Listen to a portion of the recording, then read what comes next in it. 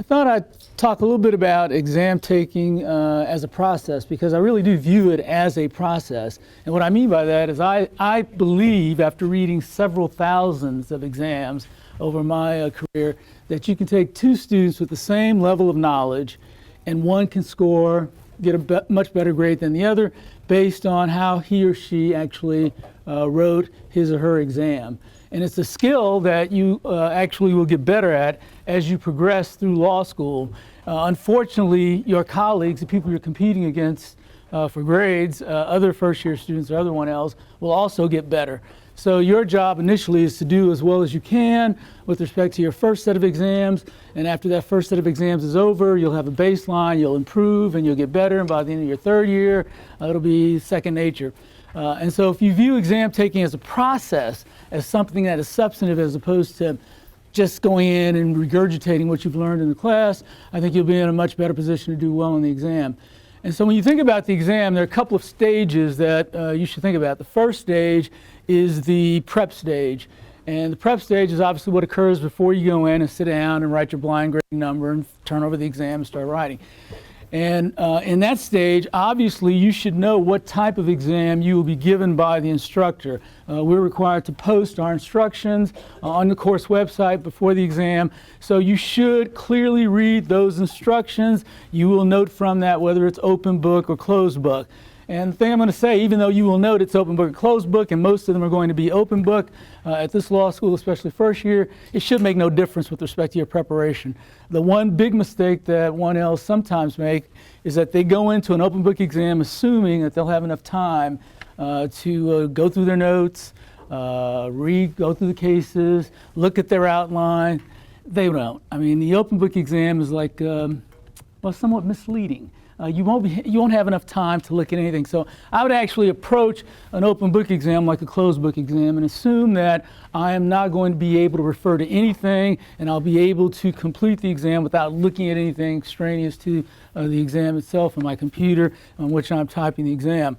Having said that, I do say there's one exception to that. If you're having problems with a specific issue or a particular case or some concept that you're fairly certain that the professor is going to test you on, it does not hurt if you have an open book exam to write out a sample analysis of that issue, a sample answer, if you will, to a question that would raise that issue, so that if that issue is addressed in the exam, you have something there that you can refer to.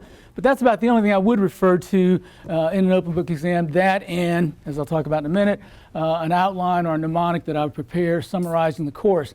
So once I've looked at the exam instructions, I know whether I'm going to have 3 essay questions, I know whether it's going to be 2 essay questions of an hour and a half and 4 short answers. I prepare accordingly. I know the respective weights that are given to the questions because those are typically given in the exam instructions. And the first time I read those instructions, I make a promise to myself that I'm going to adhere to the timeline, to the time deadlines that are posted on the exam. I think the most, well, other than misreading the question, which I'll talk about in a minute, the other big mistake students make taking the exam is time management. They don't manage their time. You cannot spend 2 hours on a 1-hour essay question and do well in the exam. I don't care how well you do on that particular essay question, it is going to have a finite number of points, a maximum number of points, and even if you get the maximum number of points, spending 2 hours is going to guarantee that you're going to blow the other 2 or 3 essay questions on the exam. So you have to adhere to the time recommendations given to you by the instructor with respect to the questions that are on the exam. Time management is key. And so once you read the instructions and you realize you've got 3 essay questions, you're supposed to spend an hour on each one of those, the first thing you should say to yourself is, I am going to spend only an hour on this one, only an hour on that one, and I'm going to move on. And you just have to make that promise to yourself, and you have to abide by that when you take the exam. So, once again, we're still in the pre-exam phase. If it's a closed book exam, or even if it's an open book exam, I ask my students to make an outline, a 1-page outline, or a mnemonic, or something which encapsulates all of the key issues that you've gone over in the particular class, be it contract, starting with consideration, ending with remedies. And if it's an open book exam, you have that there. You can use that, as you'll see, as a checklist to vet any issues that may be raised by the questions. If it's a closed book exam, it should be a mnemonic, so that even before you read the question. Once the exam instructor says turn over the exam, you start writing out the mnemonic. You don't even look at the question. You get that down first and foremost, and then you look at the question, and then you begin your answer, your preparation for the answer to the question. So now that you're actually in an exam mode, you're sitting in the classroom, you're about to take the exam, the instructor's about to say, turn over the exam, read the question, I'll be back in 3 hours or whatever. The first thing you should do is read again the instructions. Ensure that you understand what you're being asked to do with respect to this exam, how many questions, what time is allotted for each, how much is each question worth. Make sure that you then take off your watch or whatever you have your computer, and you set some alarms so that you can abide again by that time recommendation.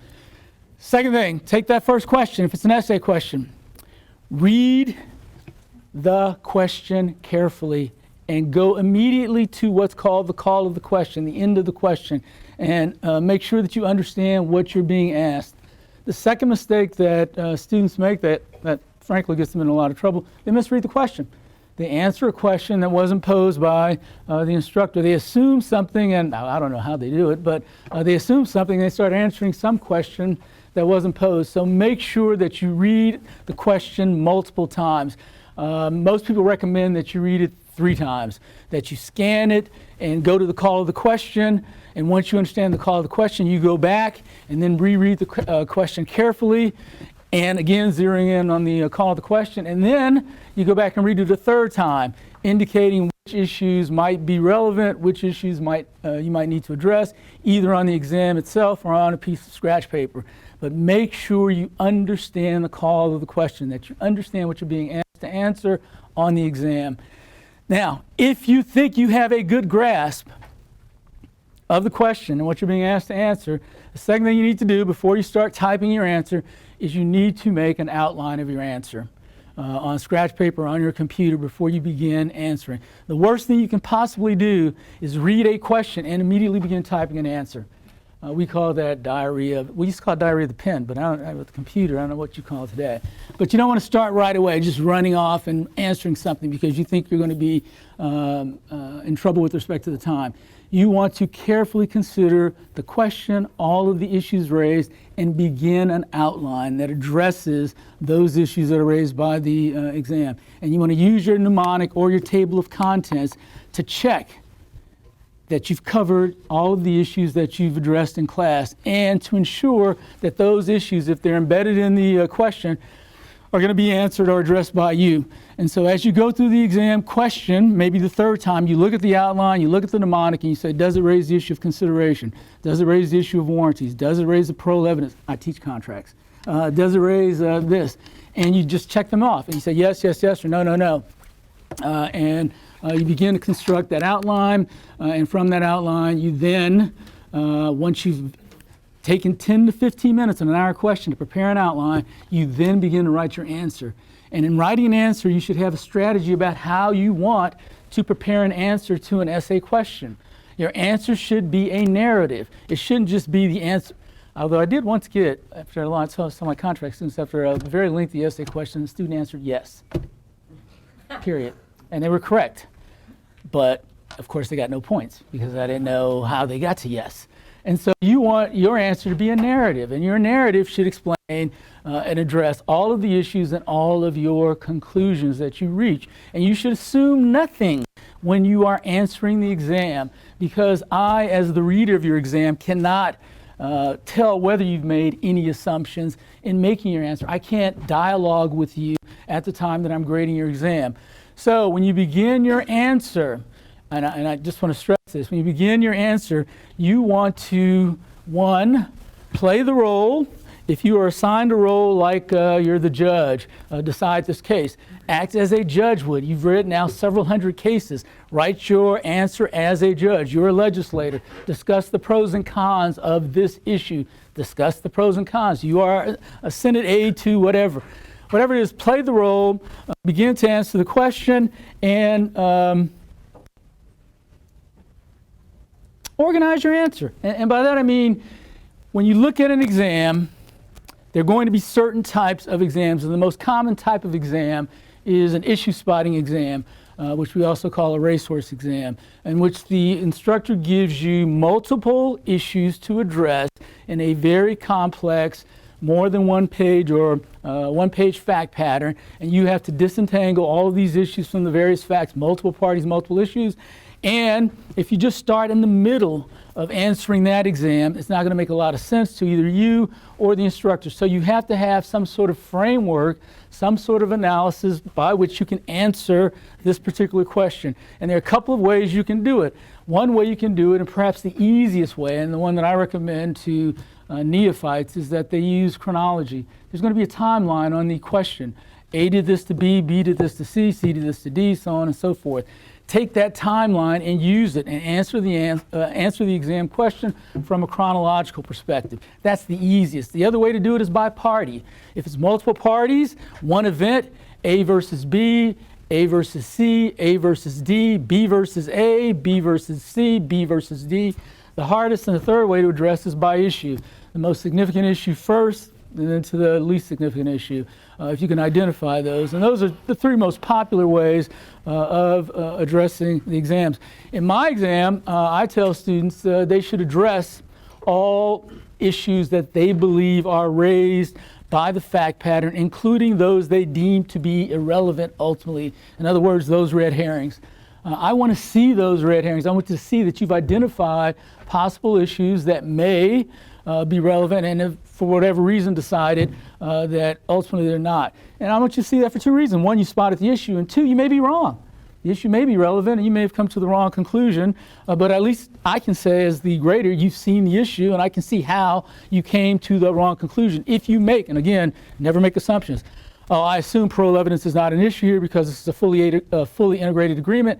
I have no way of knowing whether you ever thought parole evidence was a possible issue, and even if it was right, maybe I put it in there so you could just say, parole evidence, this is fully integrated. I wanted you to acknowledge that that was a possibility, and the reason why it wasn't raised by either party was because it was fully integrated. So I want you to put down everything. I don't want you to omit anything because, again, I can't talk to you as I'm grading your exam. I can't read your mind and say, oh yeah, it's obvious this person just skipped over this issue because they assumed it wasn't relevant. The other thing you need to do with respect to, and I get asked this a lot about tone, how should I write the exam? Obviously, you shouldn't rewrite the exam question. You should incorporate those facts from the exam question skillfully, I hope, into your answer, but there's no need to rewrite the question. Inevitably, in a 100-person class, 10 of the students will start the answer by rewriting or just writing down the question. A did this to B, B did this to C, D. And I say, I know that, I wrote the question. So basically you're wasting your time, you're wasting mine, and if you're grading 100, well, we used to say blue books, but if you're grading 100 exams, the last thing you want to do is annoy the professor by wasting his or her time. So don't write the question out on the exam. As you organize your answer and as you begin to write it out, you should, again, employ sort of an approach that this is a narrative, this is a story that I'm telling, and the tone should be such that you're telling the story to someone who is intelligent, but someone who doesn't know law. Even though you're writing the exam for your law professor, and obviously your law professor knows what why consideration is required for the enforcement of contracts, although my students apparently don't. Anyway, what you want to do is say to the professor, this is an issue involving consideration. And consideration is important because it separates those agreements which are enforceable by the state from those agreements which are not. So you should write the exam as though you're writing it to someone you respect, someone who's intelligent, someone you like. You never tell the professor, this is a dumb course, I hate this course. I mean, there's just things you don't do. Someone you like, think about if your parent's not a lawyer, think about your parent or a sibling who's not a lawyer. How would I explain this to them in a method they would understand even though they haven't spent 1 hour in law school? That's the level of depth that you want in the exam. You don't want anything omitted, and you want to see that this is very complicated. This person really understands these complicated issues. Each paragraph on your exam should be a complete paragraph. I tell my students use IRAC. Each paragraph should be there for a reason. You should at the beginning state, here's the issue I'm addressing, here's the rule that I'm going to apply, here's the analysis, and here's my conclusion. I'm running out of time, but in any event, and speaking of conclusions, the other thing I get asked a lot is, should I come to a conclusion? If you are a judge and you're supposed to decide a case, of course, you're supposed to come. I mean, how many opinions have you read which is, I don't know. Maybe it's half of this or half of that, but it's too complicated for me to decide. I'll leave it. No, you make a decision. Unless it's one of those where they say state the pro and the con, but inevitably you should even there say, I think the pro is stronger than the con, or vice versa. I mean, what we're looking for is your reasoned analysis, not hedging. So come to a conclusion. Most exams, frankly, are written from, at least I think, from the professor's perspective, where we really don't care. It could be this, it could be that. In fact, a very well-written question, it could be either. Yes, no, guilty, innocent, contract, no contract. Those are the best questions. So it could be that either of those is correct, but what you want to see in the exam is that the student has grappled with the issues and has come to a conclusion. Once you have addressed all of the issues, once you have gone through this rigorous process to make sure that each paragraph counts, you go back and read the question, and this is what I actually recommend for my students. Again, I ask them to look at every sentence in the question and ask themselves, have they addressed every sentence in that exam? Because there should be, in the exam at least, no extraneous paragraphs, no extraneous sentence. If there's a sentence in the exam, it's there for a reason. So somehow it should be implicated in your answer. You should have addressed it, or it should set up a point that you've addressed in your answer.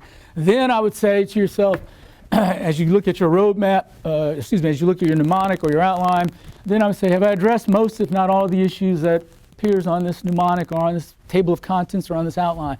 If you've gone through a contracts exam and you haven't addressed consideration, you've missed something. Because I guarantee you, I can't say that. In my exam, and I see some of my students, but they know this already, consideration is going to be in the exam. So if you haven't addressed it, you missed it somehow, and I'd go back and check. Once you've done that and you're certain you've addressed all the issues, you have time remaining, you go back, and you have the benefit of being able to do this with the computer. You go back, and for each answer you write what's called a roadmap paragraph. And a roadmap paragraph is simply a paragraph at the beginning of the exam answer which says, and you've already done this, by the way, remember, it says, the main issue in this is X. The analysis requires Y. I'm going to conclude Z. And then you do it. And what it does, and people at the ed school will tell you this, it conditions the reader, me, to look for those three things or whatever you said in the roadmap paragraph. And it sets up in my mind an expectation that you're going to do this, whether it's right or wrong. And if you then do those things that you've said you're going to do, it sets up positive reinforcement in me. And it makes me like, oh yeah, they did that. Oh yeah, they said they were going to do it. But you've already done it. So anyway, you just go back and set that roadmap paragraph, and through that conditioning, it sets up a positive feedback, if you will, from the instructor, and you'll do well. The last thing I'll say, and I've ran out of time, is you never leave an exam early. Never, ever, ever. I've never received a perfect exam.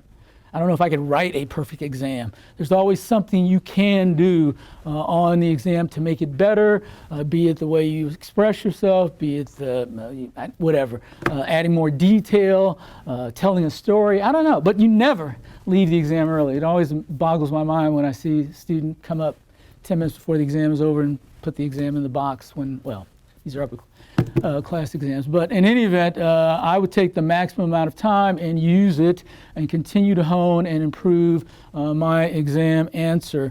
And I guess with that, I'll shut up and turn the podium over to the students. Yeah, thanks. While we're getting set up, I just want to beat this in people's heads one more time. There's a lot of things in exam strategy that my academic support counterparts and I disagree on from time to time. But the sort of beginning step of allocating your time and sticking to the time limits, you'll hear it, heard it before, you'll hear it again, but there's always someone who, more than one someone, who bombs an exam because they don't stick to their time limits and they spend all their time on the first answer and then run out of time, and it's just force yourself to stick to those time limits. Okay. So now we've heard sort of the ideal of what your professor would like to see you do. And now we're going to go to real world land. And We have Katie Barber and Zach Ray, who are 2Ls. And, oh, you're a 3L? Oh, sorry. So you forget how terrified you were at this point. But Zach remembers. I remember. And they're going to talk to us a little bit about sort of specifically what they did to prepare for and take their exams. And so we've talked a little bit about this stuff, but I guess I'm gonna ask them some questions and they're gonna give you the real deal answers.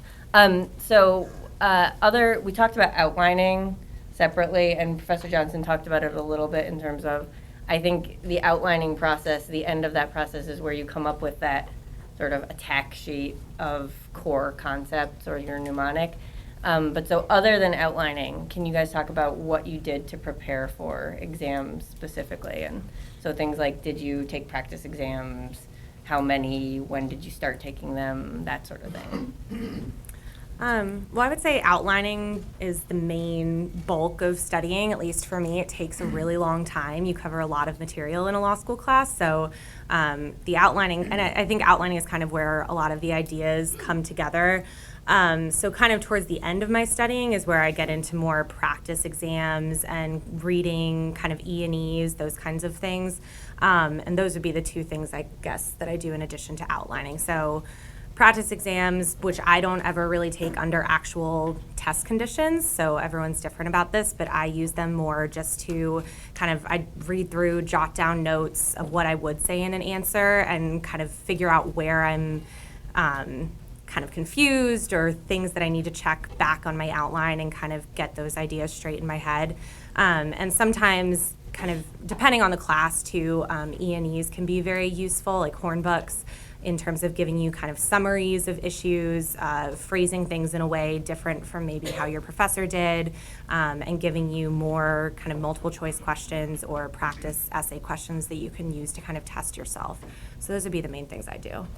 I would agree with that, especially the E&Es. Not all E&Es are created equal. I thought the Civ Pro and the Contracts E&E were probably the most helpful, and those just got me used to figuring out what the rule is, how to weigh the facts, and then come out to the right answer. But around this time, I started general practice questions. At the beginning of the school year, I believe Kaplan and Barbary and all the other bar prep companies handed out those 1L books that didn't do anything but collect dust in my room. In those books, they're very general practice questions. So what I started doing around this time was just opening those up. I was still sort of working on my outlines, but I opened those up and got in the habit of, they'll give you like a paragraph of a question, and I got in the habit of doing exactly what Professor Johnson said. You look at each sentence of that general practice exam question, and you get used to manipulating the facts.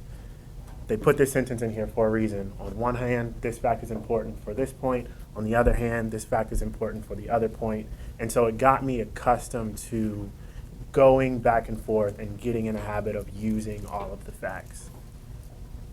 Can I ask you guys, did you, because I get this question a lot, did you have any professors that don't post their own practice exams? And if you did, how did you deal with those courses?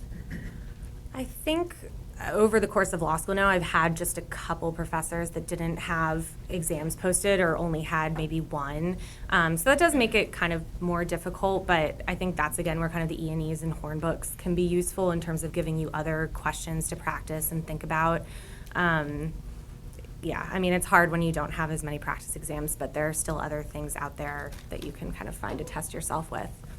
Right. I think my first semester, all my professors gave out exams. Second semester, I think there was a professor that didn't give out an exam. So what you do is you really just scrutinize your outline. You sort of outline your outline again, which sounds a little weird, but you try to find the themes of the course and figure out, if you were a professor, where would you make a question from. You talk to your section mates a little bit too and see if you can both devise questions. But I would say for those, here's something I wish I would have done. When your professor does give you exams, even if your professor only gives you a few of them, try to save those until you're really, really ready to take it. You don't want to waste that practice exam when you're not quite prepared. So do the general questions first, make sure that your skills are up to par, and then you'll see the practice exam question that your professor actually wrote when you feel like you're up to the task.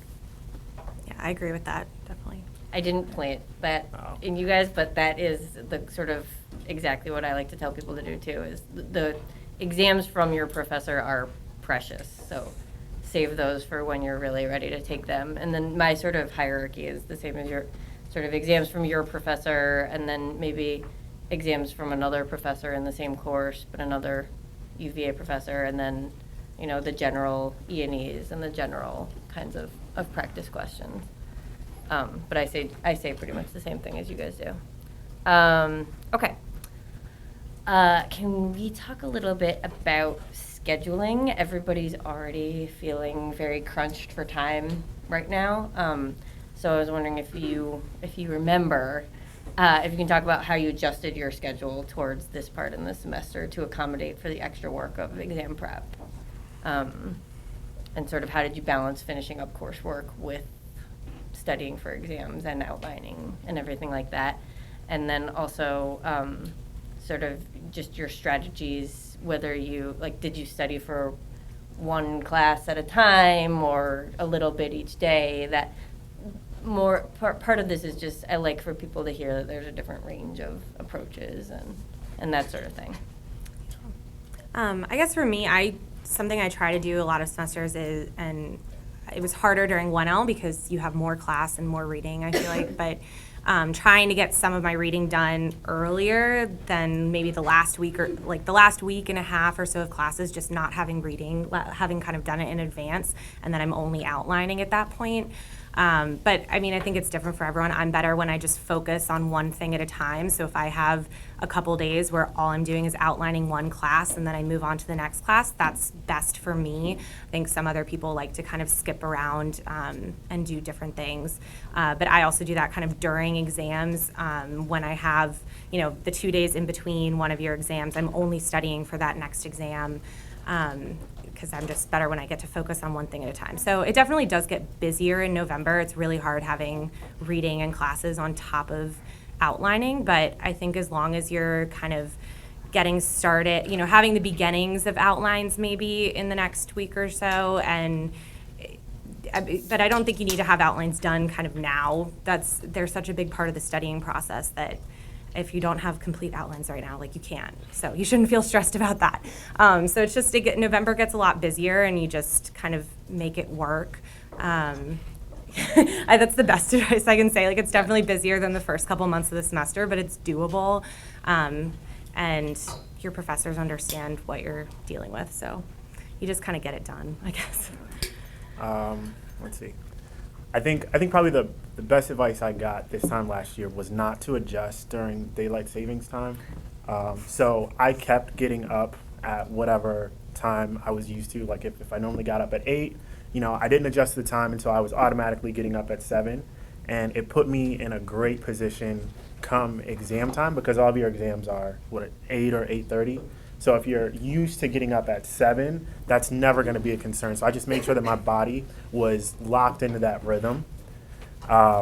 Sometimes you get into the bad habit of waiting to read until like lunch before your class. Get out of that habit now. I use the white space in my schedule. So say I had contracts at 8 or 9 o'clock in the morning and then a break. I use that break to like digest what we just did in contract. So I made sure to get all of my reading done well before class, and I started using my breaks during the day to put that information that was still fresh right back into my outline. I also started to I went back to my syllabi and I figured out when all of my professors had office hours again, because some professors' office hours I went to more than others, and I put that onto my little schedule too to make sure that, hey, if I'm digesting my contracts information and putting that into my outline and I have something I just completely don't understand, it's easy for me to just walk into the library and go see my professor then. So I just made sure I had all of that information sort of distilled such that when I was at the law school, it was business time. 9 to 5. I made it like a job. Nice. I like the daylight savings. I've Yeah. never heard that one. I like that. I had a good PA. And I want to, just because, this is something we like to talk about, and I think it's really important.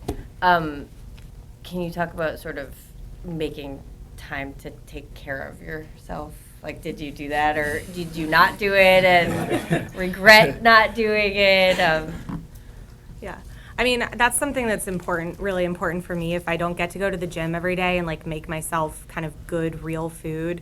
I mean, I feel like the kind of like, oh, it's finals, so I'm living off candy thing. Like, we're not 18 anymore. Like, when you're, you need to be taking care of yourself, and we're adults. And yes, exam time is stressful, but you do not need to be spending 24 hours of every day studying. You should be sleeping, and you should be doing the things that kind of give you a bit of a mental break from studying. So for me, that's mostly like cooking myself dinner and going to the gym for an hour, something like that. And so it's only, a couple hours out of the day, but I find that helps me do much better kind of with studying, taking breaks, having dinner with friends, kind of doing things to just make sure you're staying sane. It's pretty easy to get wrapped up in kind of the law school stress bubble, and I think it's important to kind of maintain some semblance of balance and perspective. And it's also important because exam period is long. 2 weeks of studying for and taking exams can get, especially 1L year, you're kind of exhausted by the last exam or two. And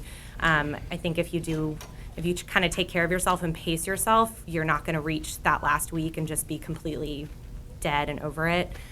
So I think it's just kind of about moderation, and you definitely will be need to put in the work, but you definitely have time to also kind of do things outside of that to give yourself a break. Professor Johnson, did you? Please continue, babe. I'm not joking. It's walking in the room sometimes. Just babe. Spare the 5 minutes. Thank you for that advice.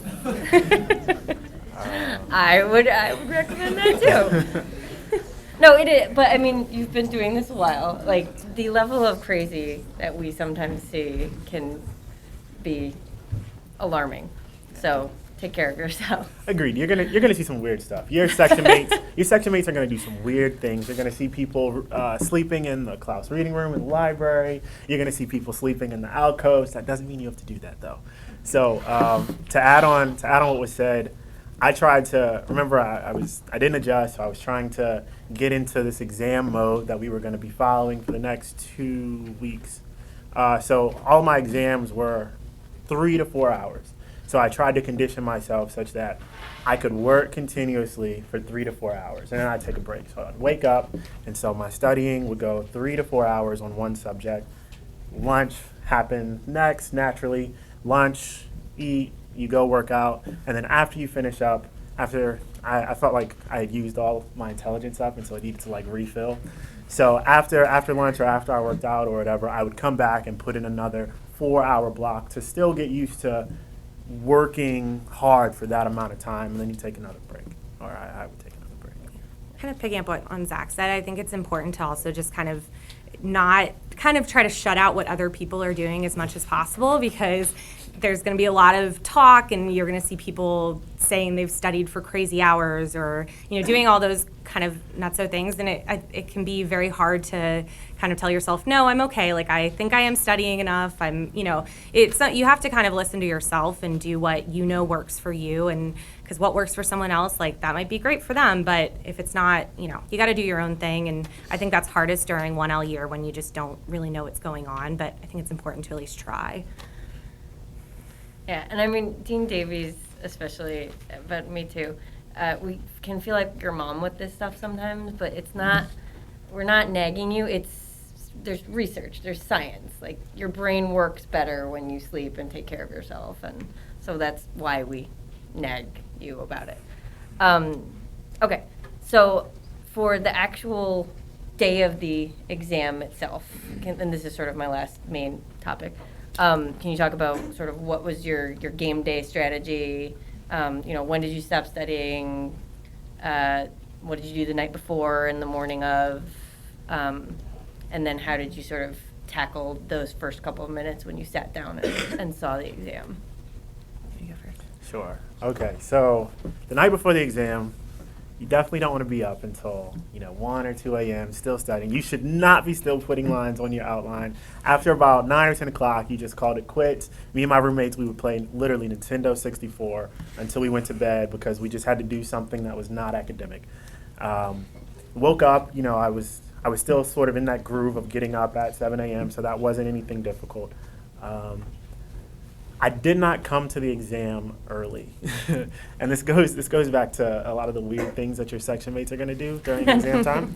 So, I did not want to see people like stressing me out. I didn't want their anxiety to attach to me. I also didn't like to take exams with my section in them. You can change your room. You can take your exam in a different room, and so it made me feel better if I looked around the room and I was like, okay, everybody else is typing fast.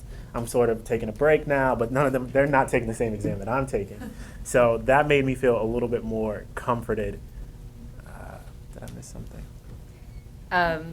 Well, sort of just like when you actually like sat down and looked at the exam. Okay. What was your sort of strategy? Probably the night before, you'll get the exam instructions, and it'll say there are 4 questions. The suggested time for each of the 4 questions is 1 hour. So I broke it down, and I set out my planning time and then my writing time. And so my sort of rule of thumb was, if for every question, I should use probably like a fourth of that time planning and outlining. So for the first question, they say it's going to be an hour. So that means 15 minutes. That means 15 minutes of planning, 45 minutes of writing. So I had not just those times, but if the exam was scheduled to start at 8:30, then that means from 8:30 to 4:45, I'm going to be planning for the first question. That means from 8:45 to 9:30, I'm going to be writing that first question. And so I just broke that down on a Post-it note and put it next to my laptop. And so when I sat down at the exam, that part was already done for me. Way more prepared than me for I was a little neurotic. I guess my usual method is kind of, I like to go through my long outline kind of post dinner, before bed, the night before an exam, just kind of reading through again to have it in my head. And in the morning of, I usually am like skimming my short, I always have a short checklist outline, and I'll kind of just be skimming that while I eat breakfast and kind of getting ready, just so I feel like things are fresh in my mind. I do like to get to the room really early because, especially 1L, I wanted to take the exam in the room where it was being administered because it stressed me out too much to think about finding another room. So that's, again, something that's very personal. And I like sitting in about the same spot, so I would get there really early so I could get my spot. And I always had like a snack and water and gum and like all those things kind of set out and laid out because I always get hungry during exams. So just the little things like that. I think it's about 4 hours long, and I usually get to the school maybe an hour or so before the exam. So it's good to make sure you have like water and snacks. Most people don't ever actually eat anything, but it's good to have it there in case you're kind of in the middle of the exam and need something. And so I probably don't spend as much time kind of planning out my exam answer when I get it as Professor Johnson recommends. I probably should. I don't do kind of a full outline, but I definitely read through the question probably about 2 times, and I jot down notes on the different issues and kind of just like write myself a list of here are the issues I want to touch on, and then I just start writing. So I probably spend 5 to 10 minutes planning when I first get my exam, but I do better if I kind of can start, more ideas come to me and kind of develop as I write. But then I do kind of make sure I have that kind of concluding paragraph or roadmap paragraph that's after I've written the question saying like, okay, here's basically what my overview of what I said was. And you definitely recommend sticking to the time limits, and that can be difficult because it goes a lot faster than you'll think, but it is really important to make sure that you are holding yourself to those limits. And I think writing down kind of how much time you have for each question is a really good idea. I've never done that, but I would say that would be a good idea. Yeah, I think, so the sort of traditional gold standard rule that we tell people generally is about a quarter of your time you should spend in the planning, and then the rest is the actual writing. I think the introduction of being able to take exams on computers has allowed people to get a little softer with that if you're more comfortable that way. But you know, the time you spend planning and outlining your answer is not wasted time, I guess is the takeaway there. So, and I like that you guys both sort of approach it differently. So I guess what time is Jason supposed to go? Okay. I guess any last words of advice, things you wish you had done differently? Regrets? I think I would have used subheadings more. I think it's a really good way of organizing. I spent all that time in the beginning planning, but I didn't. I think I could have done a better job of showing how much planning I did before by just using headings instead of spending 2 sentences on a transition. Yes, there is an offer here. Yes, there is acceptance here. That way, I think it made it easier for the professor to just see, okay, he's got this. But also, if you find that you're missing something later on, if you found that you under-evaluated a fact, it's easier for you to go back in and see exactly where you need to put that in, and it just helped it flow. I didn't discover that until second semester. I would say the only thing I wish I would have done differently that I probably couldn't have actually done differently would just be to not kind of like freak out so much. I think that's kind of impossible.